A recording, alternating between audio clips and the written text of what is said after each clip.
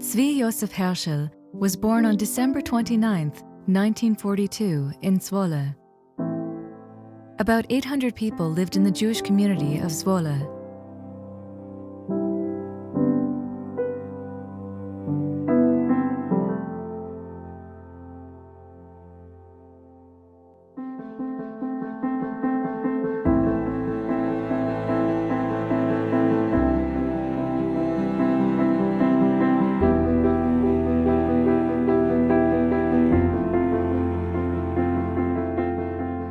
At dawn on May 10, 1940, Germany invaded the Netherlands.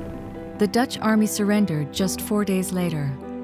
Before the German invasion in early 1940, some 140,000 Jews lived in the Netherlands, representing close to 1.6% of the population.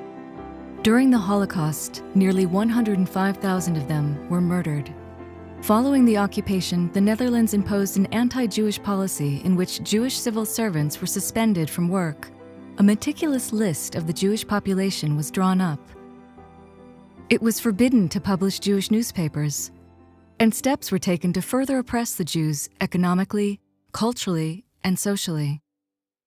The second half of 1941 saw an escalation of anti-Jewish policies. In May 1941, around 80,000 Jews lived in Amsterdam.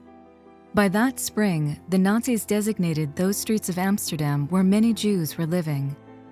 Later on, some parts of the city of Amsterdam were called the Jewish Quarter. From 1942 onwards, all Jews in the Netherlands were ordered to move to the Jewish Quarter of Amsterdam.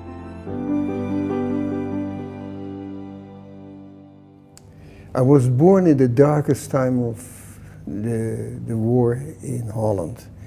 My parents were forced to live in the ghetto of Amsterdam just before the transportation to the concentration camp in Holland, Westerbork, and there was no way out. They tried, but it was impossible. And my parents decided to entrust me to non-Jewish people, and my father contacted the wife of his boss, Mrs. Schwenke, and she arrived in the ghetto of Amsterdam together with a 17-year-old daughter. In April 1943, she and her 17-year-old daughter, Christine or Tine Schwenke, came to the ghetto of Amsterdam, and they came to get me out of this terrible situation. Tine Schwenke, the 17-year-old daughter, took me from my parents in her arms, acting as a young mother, and both went back to Oosterbeek. Oosterbeek is in the east of Holland, near Arnhem. In 1942, the Germans prepared to expel all the Jews from the Netherlands to extermination camps. Jews were rounded up from Amsterdam's various districts and then transported to the Vught and Westerbork camps in the Netherlands. Between 1942 and 1944, the Westerbork transit camp was used to transport Jews who had been deported from the Netherlands, mainly to extermination camps in Eastern Europe. Approximately 105,000 Jews were deported from Westerbork, most of them to Auschwitz-Birkenau and Sobibor, and a minority to Theresienstadt and Bergen-Belsen.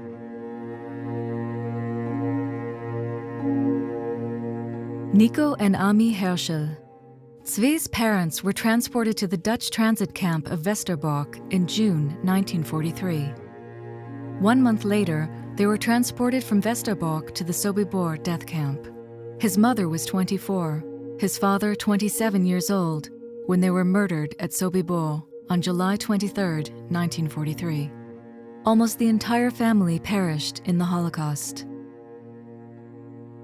First of all, I will emphasize the enormous love my parents had for me to entrust me to non-Jewish people.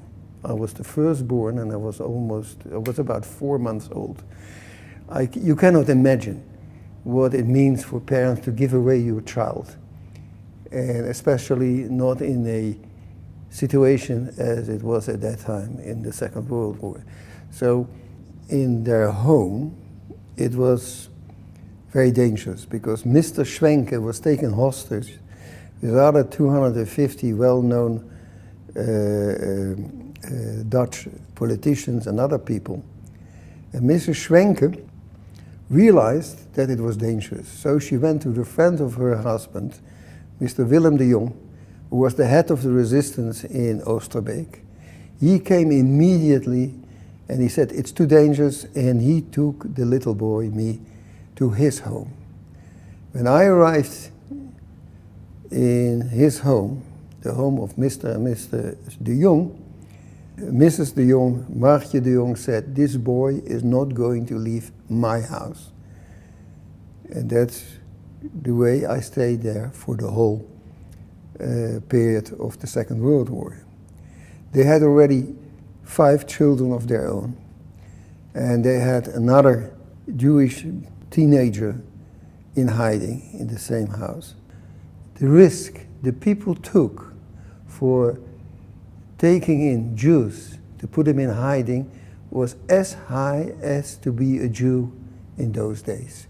And the fate of them was exactly the same.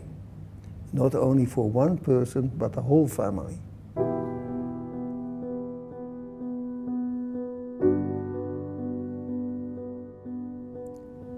Thinking of this period, and what I remember is that I was taken care of with love. I was taken in as their own child. Also, my siblings were my brothers and sisters. They were religious people. They were Protestant. We went to church. Even today I know the prayers. And every day the Bible, the Old Testament, came after lunch on the table, and there was always a chapter, a story about what happens that day or this week about the Bible. And I can remember that in September 1944, the gliders landed around our house. But soon after, they started to fight, and also in our street. So we went down into the cellar, into the basement of the house. And there we were waiting what was going on in front of the house. All of a sudden there was a big bang. The house was hit by a bomb, collapsed, got on fire, and we got out of the house. It was a terrible moment in my life. I still remember that. The screaming of my sisters. Sometimes, you know, I dream about it. But we got out unharmed, and for about 2 weeks we were living from basement to basement, and then afterwards we were evacuated to Spakenburg. Spakenburg is in the vicinity of Amsterdam. In May 1945, Holland was liberated, and I remember the Canadians in their jeeps coming up the street, and I was sitting on the shoulders of my father, and everyone was happy and singing and dancing in the streets with a lot of flags, Dutch flags.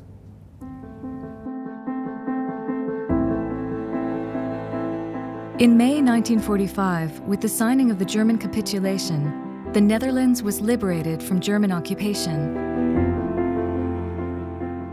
After the liberation of the Netherlands, the only survivor of the Hershel family, Zvi's grandmother Rebecca, came to take out the boy from his rescuer's family. She wanted to raise her grandchild in a Jewish home. On the spot, I lost my family. My father, my mother, my siblings. It was terrible. Not only that, when I came to Rotterdam, where she used to live, I had to change my name. My name was Henkie de Jong. I was a part of the de Jong family. And all of a sudden, no, your name is Herman. I couldn't grab it. On top of it, it was forbidden to have contact with my family, with my parents, with my mother. And I had to pray in a different way, in a different language, which I didn't understand at all. And I had to eat kosher. My whole youth, till I was 18, was very difficult. I felt alone. Well, I had to teach myself. And I can say that I'm lucky that I found a way.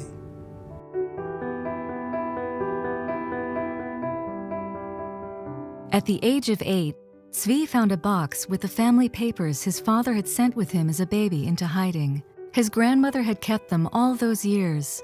Zvi started to reconstruct his tragic family story. He learned about his father's deep dedication to the land of Israel and developed the same attitude, love for the land of Israel and the wish to live there as a free people. My parents were both Zionists, already in their teens. My father wrote 10 diaries, and there's no page where he doesn't write anything about Zionism as such. And his dream was that he is going to make Aliyah together with my mother. And unfortunately, it never came out. And it was remarkable that a straight line between his thoughts about living as a Jew in the diaspora and my thoughts as being a Zionist and wanted to live in Israel. I could have never expressed myself much better than after reading one of the sentences of my father's diary. A people without a country doesn't have a future. And I'm happy that I followed actually the steps of my parents. As a teenager, Zvi joined the Jewish youth movement B'nai Akiva. Zvi married Annette in 1965. Zvi and Annette have 2 daughters, Mirla, born in 1965, and Natalie, born in 1967. In 1986, Zvi and his family decided to fulfill their dream and immigrate to Israel. They came from Amsterdam to the coast of Haifa on their own yacht in order to become citizens of Israel. The journey took them several weeks. Zvi and Annette built their home in Tel Mond. Here, they live close to their daughter Natalie and their grandchildren. Throughout the years, Zvi maintained a warm connection with the de Jong family. Whenever he visited the Netherlands, he also went to see the family that saved his life. The de Jong family and the Schwenke family were honored as righteous among the nations. Their names are inscribed in Yad Vashem's garden of the righteous among the nations. Some years ago, I went to Yom HaShoah here in Tel Mond, to the primary school of my grandson.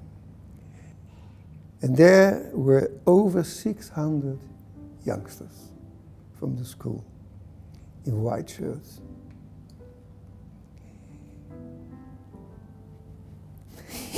Today, now, it was so emotional. I never had this feeling of to be together. I never had this beautiful youth, what they have. To relate my story to my life is that it's something unbelievable that my parents, with all their love for their child, for me, entrusted me to strangers. We cannot imagine what went through their heads the moment they made a decision, the moment they handed over their baby, their firstborn baby, to strangers. There are so many things that influence your life. And there are always 2 possibilities. You can go to the left and you can go to the right. But what is the right direction? The right direction is something what your heart tells you. You mustn't forget the past, you have to learn from it. And to stop discrimination. If we want to live in a better world, we start now not to discriminate anymore. If we want to live in a better world for the next generation to come, we have to do that.